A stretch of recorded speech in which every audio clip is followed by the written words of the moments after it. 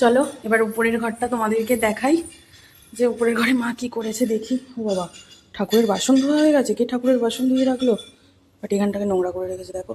আর বলো না, এই বেসিনটা নতুন বেসিন ছিল তো এরকম দাগ কেন হয়ে গেছে জানো তো? আমি ভুল করে না এর মধ্যে ওই ফিনাইল দিয়ে দিয়েছিলাম। ফিনাইল না, সরি, হারপিক। হারপিক, নতুন হারপিক ছিল, আমি এর মধ্যে দিয়ে আর অনেকক্ষণ ধরে রেখে দিয়েছিলাম, তার জন্য এরকম হয়ে গেছে। মা বলছে এ আর উঠবে না, ইউজ করতে করতে তবে যাবে, ওই জন্য কীরকম একটা হয়ে গেছে। আর এই জায়গাগুলো যতবারই পরিষ্কার করা হয়, এখানগুলোও দিয়েছিলাম তো, ততবারই এইরকম দাগ হয়ে আছে, উঠছেই আর না।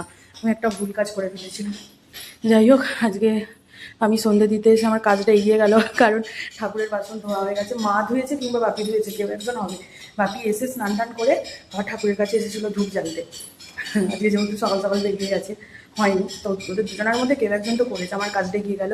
আর যেহেতু এখন ভাই আর কি হোস্টেলে আছে, ভাই সন্ধ্যে দিত, ভাই যাওয়ার পর থেকে আমি সন্ধ্যে দিই, এই দায়িত্বটা এখন আমার।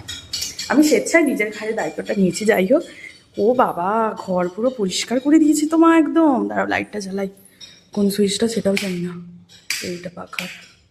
এই দেখো, ঘর একদম পুরো পরিষ্কার করে দিয়েছে, যা ছিল পরিষ্কার করে দিয়েছে। ফাঁকার কতটা বড় দেখছো ঘরটা।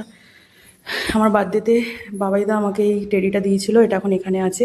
এত বড় টেডি নিয়ে শুতে পারি না, ওর জন্য এখানে রেখে যাই। দেখো মা কি সুন্দর করে বালিশ ফালিশ গুছিয়ে গাছিয়ে চেঞ্জ করে, বেডশিট চেঞ্জ করে সব রেখেছে। দেখি, বলছে উঁচু করে, হ্যাঁ নরম নরম করে দিয়েছে। কি পেতেছে, আচ্ছা, লেপ ফেপ তোষক ফোষক এসব দিয়ে দিয়েছে।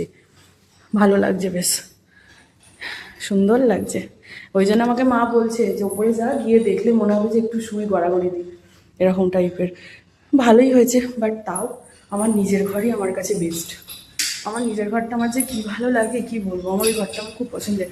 আমার এই বাড়িতে আমার ওই ঘর ছাড়া আবার ঘুম হয় না। এবার যখন গরমকালে প্রচুর গরম হয়, আমার ঘরে তো এসি নেই, বাকি যে ঘরগুলো এসি রয়েছে, যদি শুতে যাই আমার ঘুম আসতে কী অসুবিধা হয় প্রথম কয়েকদিন, তারপর গিয়ে ঠিক হয়। আর আমি এসিতে খুব একটা শুতে পছন্দ করি না। আমি জানলা খুলে দিই, মানে প্রকৃতির যে হাওয়াটা আছে আমার ওটাতে শুতে বেশি ভালো লাগে।